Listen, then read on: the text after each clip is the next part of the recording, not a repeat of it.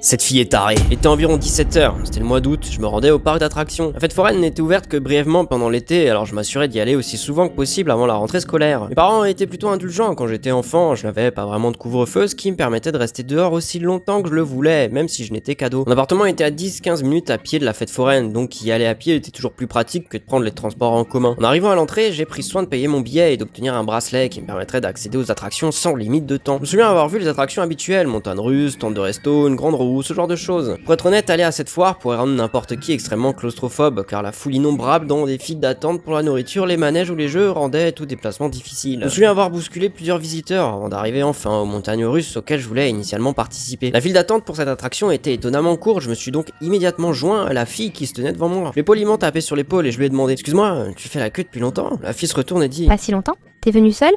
Oui, et toi? Eh bien, je suppose que je ne suis plus seule maintenant. Ouais, je ris nerveusement, puis la fille dit: En fait, je suis là avec mon copain. puis elle me regarde, comme si elle regardait à travers moi, mais pas moi. Alors il est où? Elle dit alors. Je le regarde. Alors que les portes des montagnes russes s'ouvraient, 10 invités suivants, les invités de la file d'attente se sont précipités et ont rempli chaque carte, selon le principe du premier arrivé, premier servi, tandis que la fille disait: Qu'est-ce que tu attends, chérie? C'est parti! je l'ai suivi, tandis que nous nous dirigeons tous les deux vers l'un des chariots. Je n'avais pas vu le mal à m'asseoir à côté d'elle, car je la trouvais vraiment charmante. Salut, moi c'est Rob, tu t'appelles comment? Je m'appelle Mélissa, mais tu peux m'appeler Mélie. Enchanté, Mélie. La fille s'est alors penchée vers moi et m'a embrassé sur la joue pendant que je lui disais: oh, t'es toujours aussi direct? Et c'est à ce moment-là que les montagnes russes ont brusquement accéléré. J'ai commencé à m'accrocher à ma vie, car la vitesse du manège me donnait l'impression de filer sur l'autoroute à 320 km/h. Alors que les montagnes russes commençaient à monter et descendre à toute vitesse, je voyais Mélissa me fixer du regard. Je jetais un coup d'œil nonchalant pour finalement réaliser qu'elle me lançait le même regard étrange que lors de notre première rencontre. Au début, j'ai cru qu'elle était simplement ravie que mon visage paraisse ridicule à cause des turbulences. J'ai ensuite réalisé qu'elle me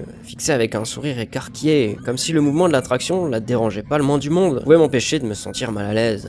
Alors que nous approchions la fin du malaise, j'ai regardé autour de moi avec nonchalance, si j'explorais le parc d'attractions, mais en réalité, j'évitais Mélissa. L'attraction a finalement repris son chemin vers son point de départ. Je me souviens avoir attendu le signal du conducteur pour détacher nos ceintures et sortir des montagnes russes en toute sécurité. J'ai veillé à ne pas croiser les regards de Mélissa lorsque le conducteur a finalement donné le feu vert aux visiteurs pour sortir. C'est là que je suis descendu, que j'ai commencé à marcher vite, cherchant un jeu équitable ou une autre attraction. Je suis ensuite dirigé vers l'immense file d'attente de la grande roue, espérant me fondre dans la foule. Et puis une petite main douce a grippé fermement à mes doigts. J'ai regardé par-dessus mon épaule et, surprise, c'était Mélissa qui me tenait la main comme si on était en couple. Hey, c'est encore moi! Hey, tu te sens un peu trop à l'aise là, non? Oui, je suis très à l'aise avec mon copain, c'est sûr. Ouais, bien sûr. Mélissa m'a alors prise dans ses bras et a caressé sa tête contre mon épaule. J'aurais vraiment pu la repousser, mais j'ai décidé de faire preuve de sagesse et de me laisser aller à cette façade. Le temps s'écoulait lentement, tandis que nous avancions lentement vers l'entrée